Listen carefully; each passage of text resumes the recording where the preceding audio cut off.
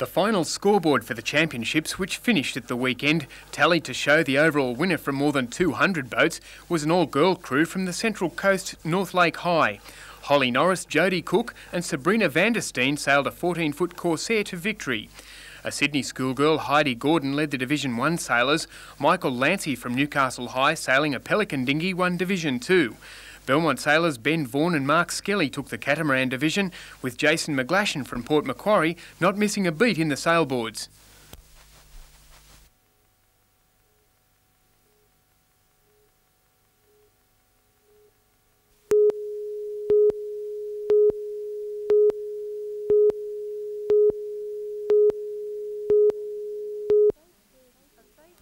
A face stares at you behind a cloak of darkness, but the man's nose, mouth, eyes and chin can be distinguished. Is it a friend or a foe? Is it a welcoming face or a menacing one? These are the reactions Malaysian Chinese artist Emil Goh conjures in his exhibition titled Relative Perception. Goh's study of psychology and history has led him to relative perception. The fledgling artist believes all people perceive information and art differently, just as no two people are alike. On the other hand, Danny Giles shows in his paintings how all humans are alike with the same organs. His unique oil paintings represent the human figure and its microsystems. The exhibition will run at Newcastle Region Art Gallery until May the 16th.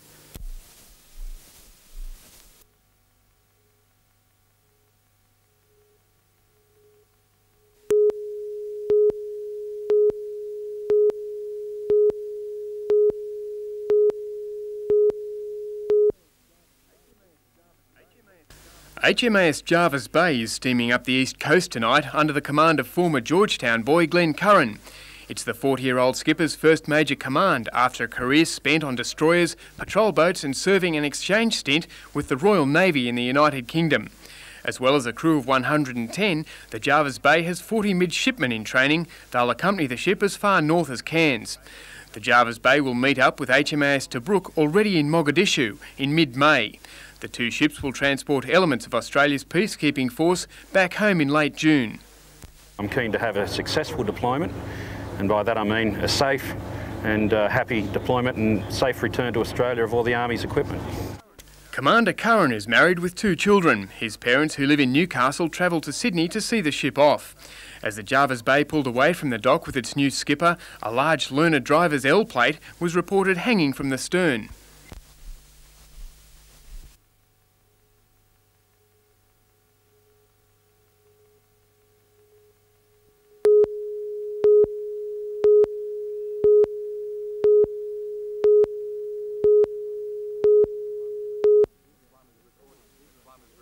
The club is recording bigger and bigger crowds, and with the punters come bigger and bigger receipts, and the bookies couldn't be happier.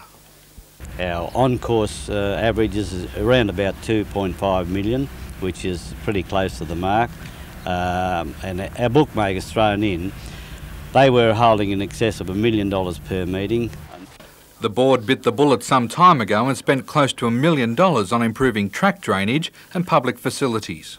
You always get a few knockers, but we were determined. We possibly did have drainage problems, and we realised that, and the only way to attack it was to spend the money. The whole course is beautifully manicured and covered in lush grass from barrier to finish post. I've been here for a long time, Darren, and I don't think I've ever seen the track as in good condition as it is at the moment. Among tomorrow's front runners for the $200,000 Gold Cup is Wyong Train Thrifty Reserve. The 8-year-old gelding is hitting his best form when most horses his age are looking towards retiring. To make sure jockey Rod Quinn gets the best out of him, his trainers have bandaged the horse's shins to protect him until tomorrow. Tipster Gary Harley, though, likes number 1, Nelson Valentine.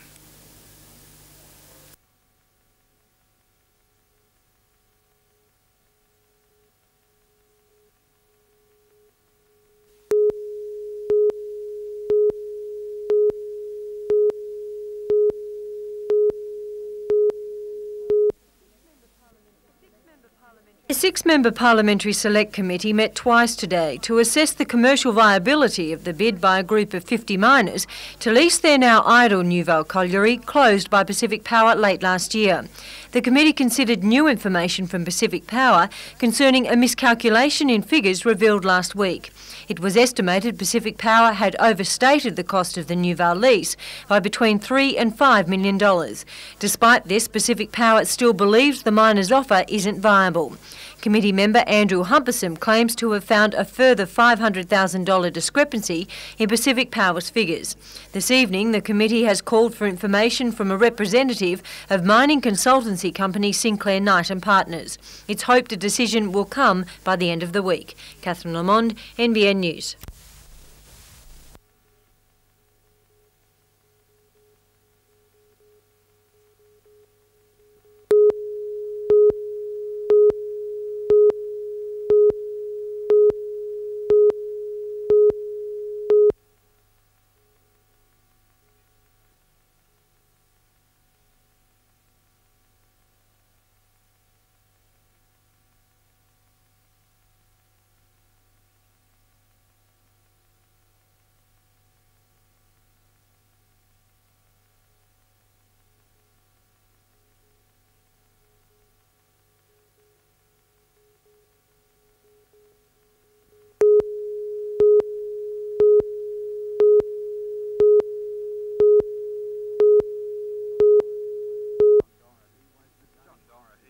John Dorahy wasted no time hitting the books today.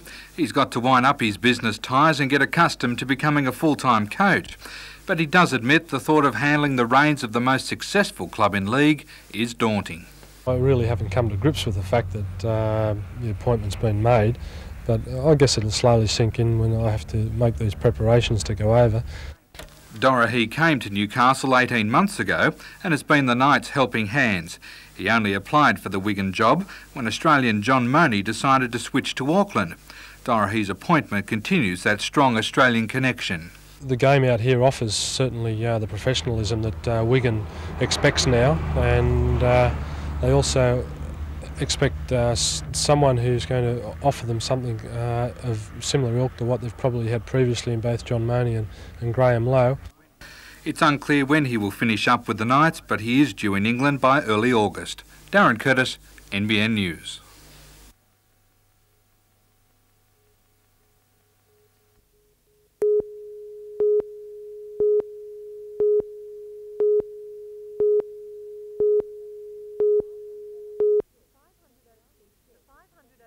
The 500 overseas guests have spent the last few days attending an international ports and harbours conference in Sydney, focusing on topics like environment management, trends in regional trade and bulk loading in coal ports. Today they had a chance to experience these discussion points firsthand. After some hunter hospitality, it was on to a tour of the Port Waratah coal service plant. The main aim of today's visit, to help establish Newcastle's reputation worldwide as a preferred coal export port. The fact that all the world port managers are here today is an opportunity to grow the business that's going through this port and to place us on the world stage. Newcastle is ranked among the top 3 coal exporting ports in the world, moving 40 million tonnes annually. According to Mr Connell, a desirable aim is to increase this by 10 million tonnes over the next 10 years. He says visits like today's can facilitate forging new ties and help achieve this target. Catherine Lamond, NBN News.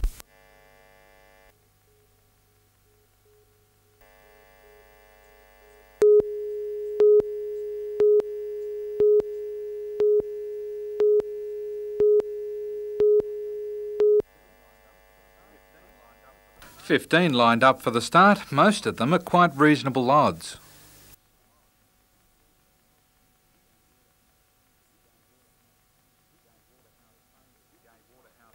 The Gay Waterhouse trained gifted poet led from the start and looked to be clearing the field until the final straight. Then the pack made its charge.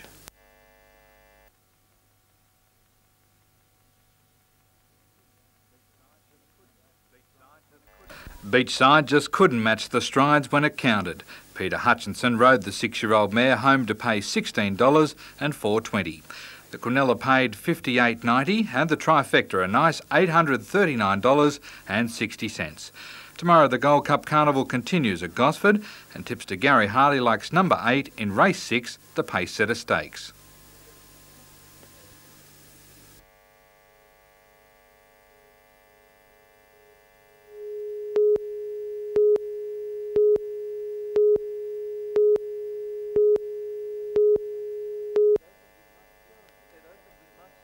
It opened with much ceremony and fanfare in June last year, a 5,000-seat venue said to be of world standard.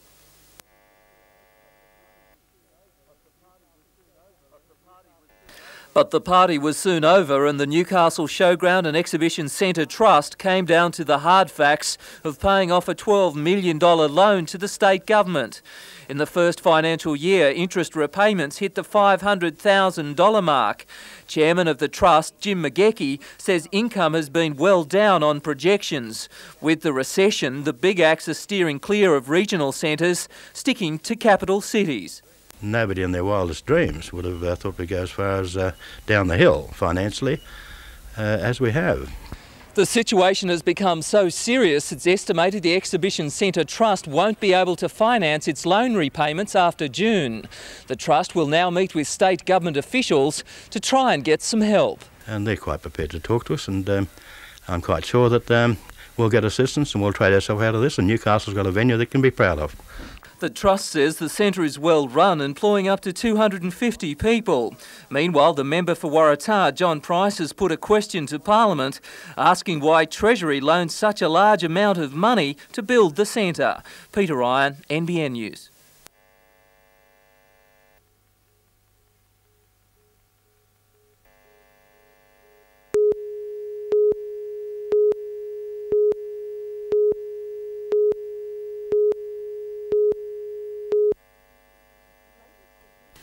Latest statistics show women make up 42% of the total workforce. With the recent introduction of enterprise bargaining, the warning has gone out to take charge of their own interests, lest they be overlooked, neglected or outvoted. Quinton Bryce has only just resigned from her 5-year appointment as Federal Sex Discrimination Commissioner with the Human Rights and Equal Opportunity Commission. She's in Newcastle tonight for the national launch of Snakes and Ladders, a publication outlining the ups and downs of the new wage system produced by the Australian Federation of Business and Professional Women. She says for too long, women have felt left out of the decision-making process that determines their financial security. Women do still earn less than men in Australia, so it's crucial for women, now that we have a new system operating, to be in there from the beginning, to come to terms with the jargon, to understand it and not be put off by it. Ms Bryce says women have come a long way, but there's still many ladders of opportunity to climb and attitudes to overcome. I think that there are some. I think that there are very many men who haven't come to terms with the social revolution. I think that there are some very important challenges that are still there before we have reached a true equality of opportunity and equal status for Australian women.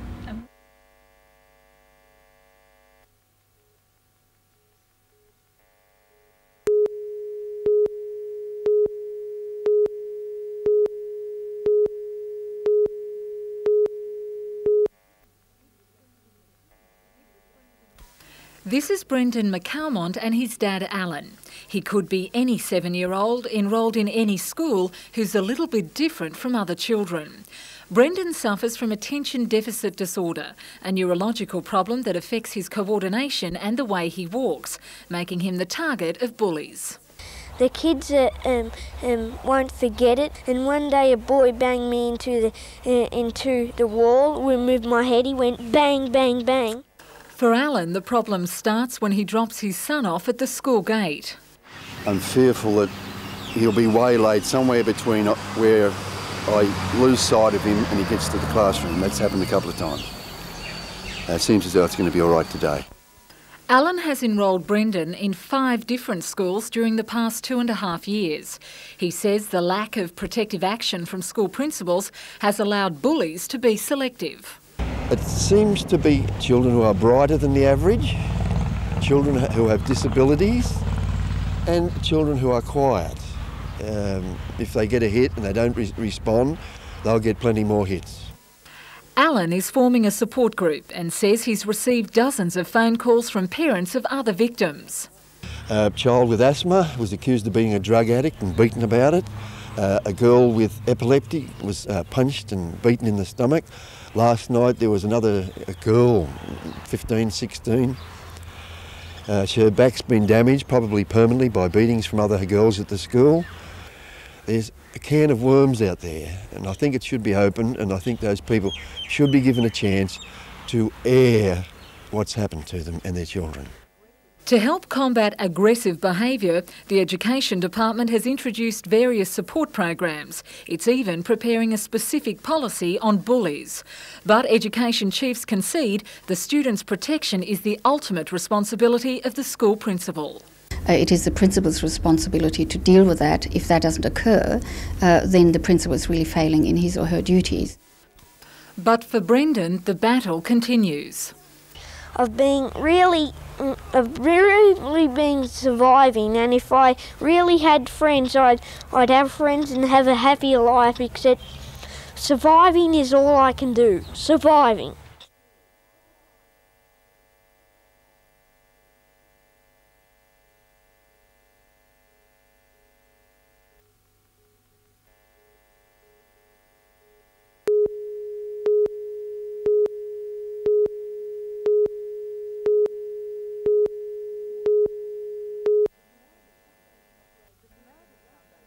The Samaritan Foundation operates more than a dozen op shops from the Central Coast to the Manning. Flying in the face of government predictions of economic recovery, clothing sales are up on last year, but donations remain at 92 levels. Well, they're on a par with last year, but what we're finding is the quality of the clothing that we're receiving is not as good as it has been, and which means we've got less virtually to put into our op shops for people and to use in our welfare area. People just can't afford to shop in normal clothing shops, you know, because the prices are so dear, especially for children, and that's where our demand is showing at the moment. And it's not only clothing that's in demand. In 1992, the Samaritans Emergency Relief Services gave out cash assistance and food parcels worth a record $27,000 for the January-March quarter. This year, that's almost doubled to over $42,500. The organisation is predicting another year of desperate need and welcomes any donations.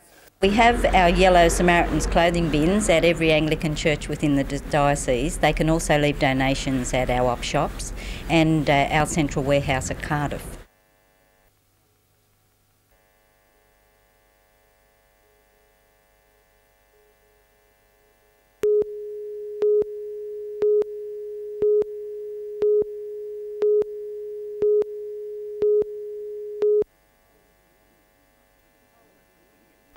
Parliament was sitting at Newcastle City Hall where the opposition and government were locked in heated debate over the Young Drivers Bill. The fictitious yet fractious issue pitted Premier against opposition leader, minister against minister. Rowdy backbenchers were called to order a number of times. Member for Newcastle Alan Morris and Deputy Lord Mayor Frank Rigby officiated. The Schools in Parliament program is organised in conjunction with Law Week. The mock Parliament sittings are designed to increase student awareness of the parliamentary democratic process. 15 Hunter Region schools took part. Some students will be selected to participate in a similar statewide sitting at Sydney's Parliament House in May.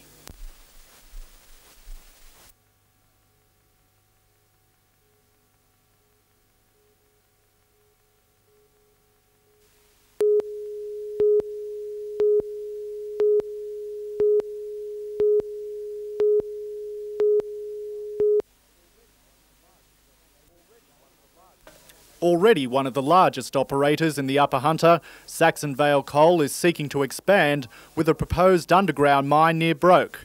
According to the company, the South Bulga colliery would produce almost 2 million tonnes of coal a year, worth about $100 million annually. It will be an employment boost with in excess of 100 jobs being involved. While the colliery is being seen as a job creator, raspberry grower Graham White is concerned the project would undermine his livelihood. He's worried possible subsidence near his property would rob him of groundwater for his crops. Now all our water comes from a stream which comes from over on that hill, and of course the hill will settle 3 or 4 metres, it'll break all the strata underneath and our water won't reach us anymore. Up to 30 property owners could be affected by the underground mining, prompting Singleton Shire Council to recommend the company pay rent to those people. But Mr White says more than just compensation should be considered for the farmers and their future. These grapevines and the raspberries and figs and so on that we're growing and selling to the local restaurants, that's still going to be here in 20, 30, 40 years' time. The mines will be gone and they'll have ruined the place. Singleton Shire Council has referred the application to the Department of Planning so that the Minister can make the final decision. But the Council says provided 21 conditions are met, it has no objection to the mine going ahead. Scott Bevan, NBN News.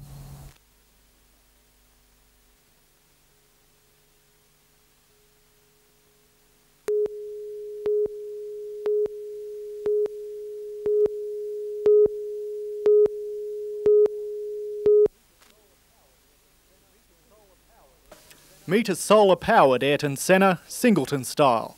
Year 12 student Daniel Kramer is one of 4 Singleton High students who will be behind the wheel of this vehicle they helped to design and build when it competes in next week's Energy Challenge. We're the first school to enter the Energy Challenge in New South Wales, so we thought it'd be a good thing to enter. The 41 entrants in the Sydney to Orange race have to choose an energy source that has minimal impact on the environment. For these pollution-free prosts, the sun holds the answer, although relying on the rays can be a bit of a dampener. Acceleration is really bad. It's really slow to take off, but... So it'd be a hard car to impress girls in, would it? Yeah. You can't drop sets and stuff in it. The whole school's been involved in the race preparations, right down to sewing uniforms. And today the solar car was unveiled to the driving rhythm of a Beatles classic.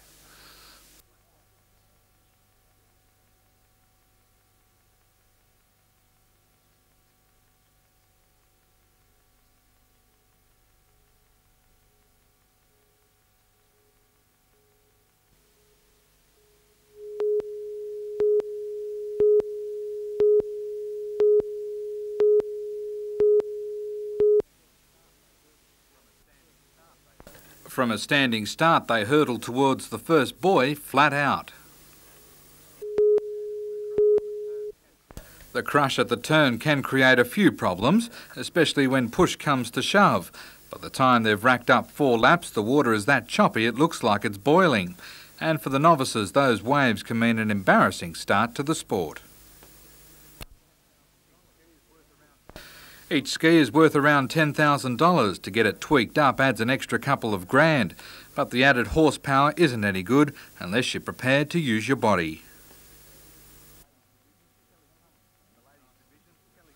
In the ladies' divisions, Kelly Cummings from Newcastle is looking a favourite, along with Melanie Stewart from Warners Bay. Astute judges of the sport say the men's divisions are just too close to call before tomorrow's finals.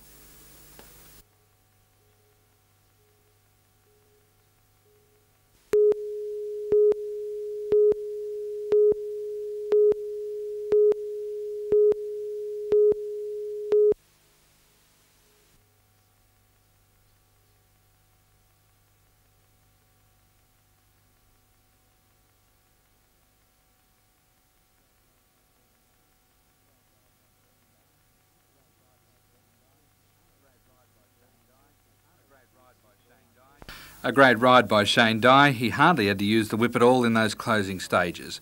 March Hare paid $2.60 and $1.60. Gary Harley's tip came in third, but there was no place dividend due to a shortage of starters.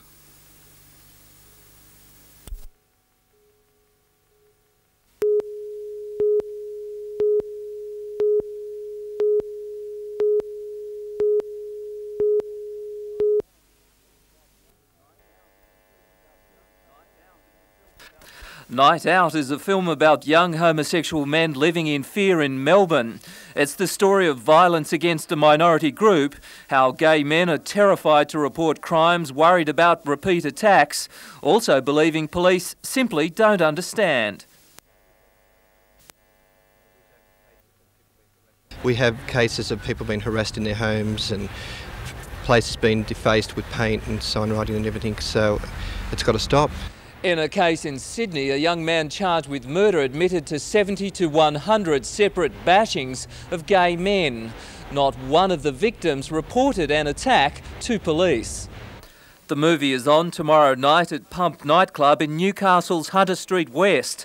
Police will attend the screening, calling for anyone who has been the victim of an attack to come forward.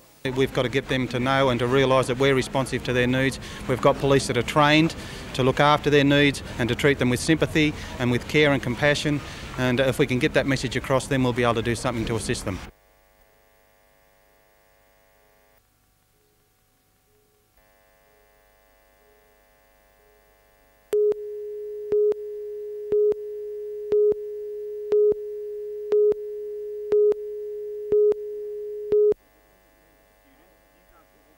Students, Newcastle aldermen and members of Parliament had thought the Warrabrook station was well on track after 2 years of planning and lobbying.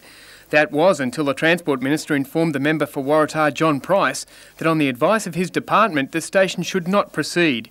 A spokesperson for Mr Baird said today that no final decision had been made and that the Minister's comment was based on the findings of a transport study commissioned by the government last year. We had that report gone through by the engineering department of the university. Unfortunately for Bruce Baird, they picked it to pieces because it was based on pure objection and opinion, and we know fully well that the report is no good. It's commissioned to a $2 shelf company, which is a question on its credibility in the first place. $2.5 million of federal government money has been allocated for the station, but this will lapse if Mr Baird doesn't make a decision within 2 months. Federal member for Newcastle, Alan Morris, has moved to make sure the money can't be redirected to state coffers. The Newcastle City Council tonight is expected to consider a state rail development application for the station. The Minister was apparently unaware of this move. Andrew Lobb, NBN News.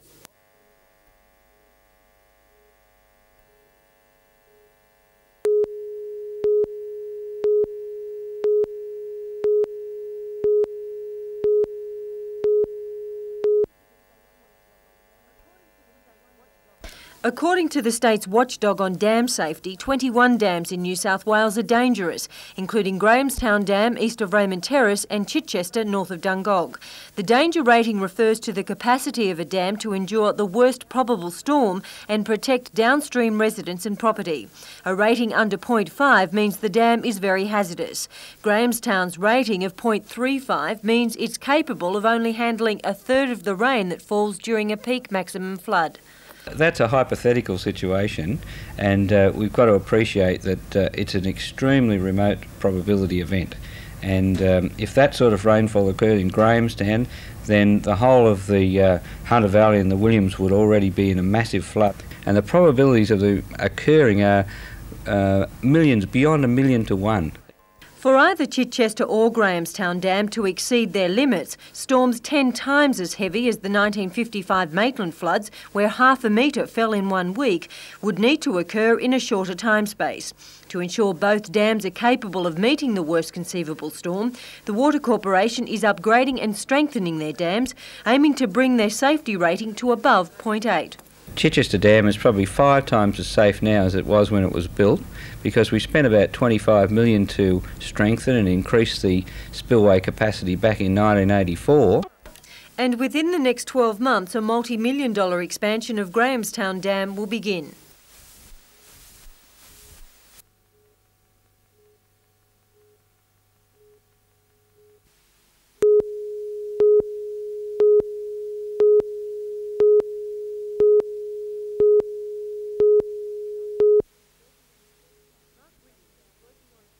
Mark Williams was working on a tipper truck near the Saxon Vale Mine's main workshop around 7:30 last night. The 29-year-old from Cessnock was regassing a firefighting nitrogen cylinder on the truck when it exploded, fatally injuring Mr Williams.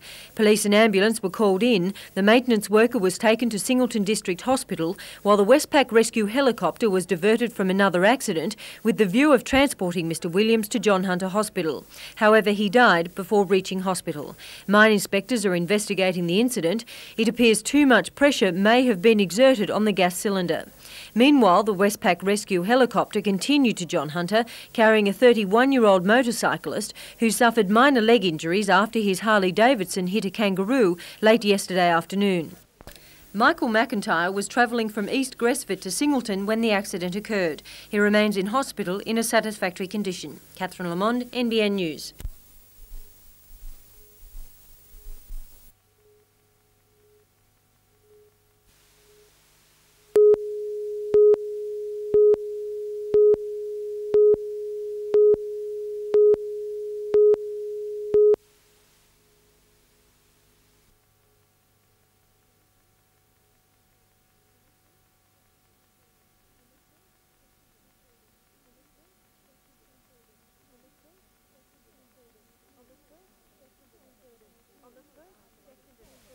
On the 1st, 2nd and 3rd of June, the Newcastle Entertainment Centre will come alive to the chorus of more than 2,000 Hunter School students. They've been practising since September for the region's first entertainment spectacular. It's called Starstruck, and it's a combination of music, dance, drama and visual, with the hunter as its theme.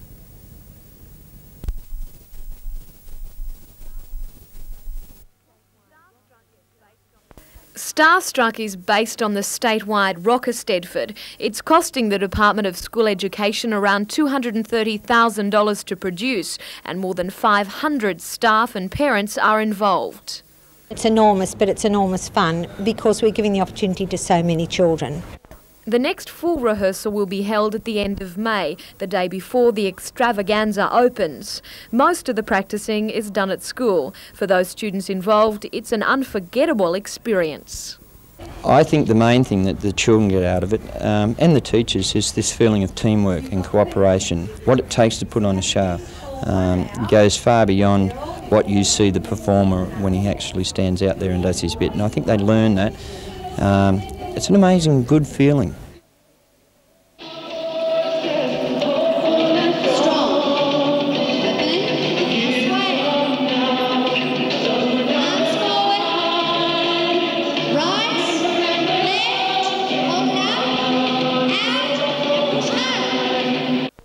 Tickets are on sale at all Ticketek outlets.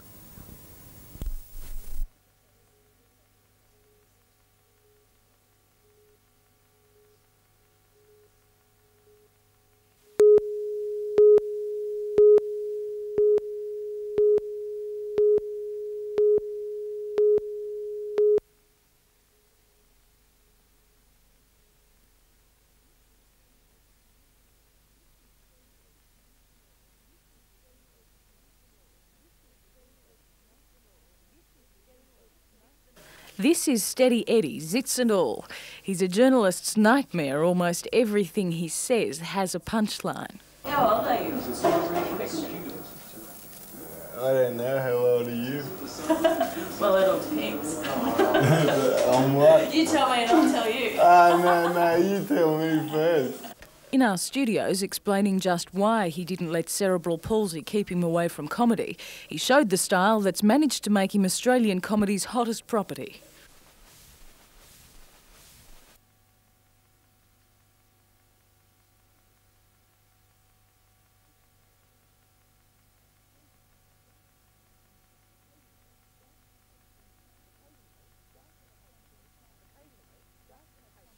Occasionally, just occasionally, mind you, he does have something quite serious to say.